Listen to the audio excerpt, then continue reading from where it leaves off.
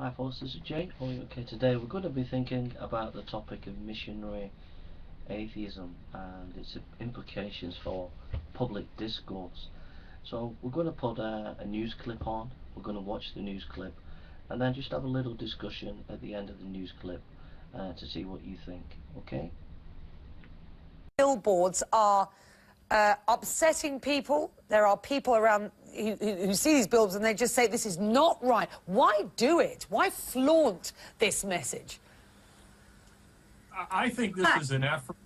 I think this is an effort really not to engage in any kind of meaningful dialogue, but rather this is an effort to inflame. This is the same group, David Silverman, who is head of the American Atheists. This is the same group that just this past weekend had the so-called Reason Rally on the National Mall in Washington, D.C., where they were calling on atheists to ridicule and show contempt. Sure, Larry. Okay, I'm going to bring you in, Sarah. But everybody has a choice, and our viewers will be watching this tonight, many of them saying, and religion is a choice. Yes, of course it is a choice, and atheism is a choice. And while they certainly have the right to post these kinds of messages, one wonders why atheists feel the need to proselytize. Sarah. I mean, you know what? As a native of North Carolina, you drive around the highways, you see all sorts of billboards promoting religious messages. And you know what? I have no problem with that because I live, you know, I am an American and I believe in free expression. And I believe that, you know, atheists have just as much of a right to put a pro-atheist message on a billboard as any Christian organization. They are pretty inflammatory, Sarah, though, aren't they? I don't think they are. I mean, you drive on a highway and you see any of these kinds of billboards, they say similar things. I mean, yes, maybe you are pushing, you know, maybe you are being controversial by calling someone else's views a myth.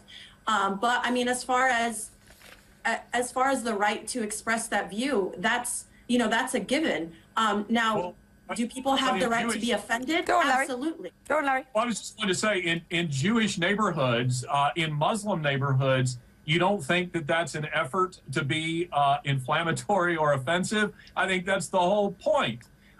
Sure, they're trying to be inflammatory and offensive, and I agree that they have the right to do it, but the you know, what's the point in all of this? Larry, it's just an effort to upset Larry, religious people. what about the narrative that goes, we're doing this to reach those who feel isolated within what are very religious communities? Well, you know, I think that's an excellent point, and I even think it's a legitimate endeavor. Undoubtedly, there are unbelievers within these communities who do feel isolated and perhaps have expressed some doubt and have maybe even been persecuted upon some level. But really, is a billboard like this a meaningful way of addressing that? I think the Imam in your piece really hit the nail on the head when he said, in effect, why don't you come and let us reason together? I mean, that is what America has been based upon. Larry and the Imam make a good point, Sarah. Well, I mean, I do think that the billboard does create conversation in a way. You know, we're talking about it right now. Personally, I grew up in a tight-knit Muslim community, and the points where I felt like I actually engaged with faith and really thought about it and understood it, it was the points when people would try to debate with me and engage with me. And sometimes it was a bit confrontational, but I've always been taught that, you know, sometimes the beginning point isn't the most desirable way to enter the conversation, but eventually you'll get there. And, you know, I stand by it. You know, we had Jehovah's Witnesses coming to our doors and giving us pamphlets in Arabic. And I mean, do you think that the owners of these billboards had the right to say, no, you can't post your message on our billboard? Sorry, can you elaborate on that? Larry's asking you, Sarah, whether you think that the owners of these buildings had the right to say, no, I don't want that billboard posted on my building, because that is what happened in one of these cases.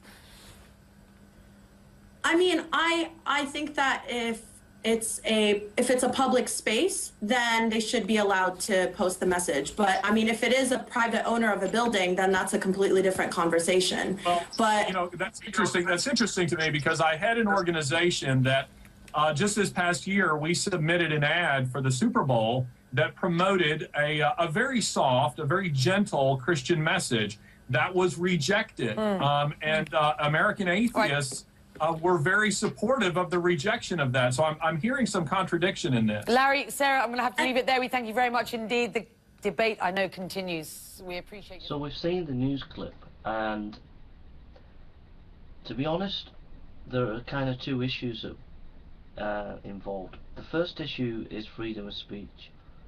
I think there's no argument to say that whether you're an atheist or Muslim or a Christian or whatever religion, there is a need for freedom of speech. So if an atheist wants to put up a billboard or any missionary kind of literature where they're trying to win converts over to their position, and they want to write literature where they are critiquing religion, then there's no argument about that. That's fair game, that's okay. I think where I take issue with the atheist community is when that information becomes ridicule, and these billboards seem to be on that borderline where it seems to be ridiculing somebody else's religion, and I think that's not right, and I think that's why this issue doesn't sit right with me. For example, I mean, would you like your religion, your atheism ridiculed on a billboard? I mean, that begs the question concerning YouTube, what's the difference? I think the difference between YouTube and a billboard is a billboard, people haven't got any comeback, people haven't got any opportunity to respond, whereas on YouTube people do have an opportunity to respond. There is some comeback, so there's a bit of a difference there. But I think there is a legitimate kind of ridicule, and a ridicule that isn't.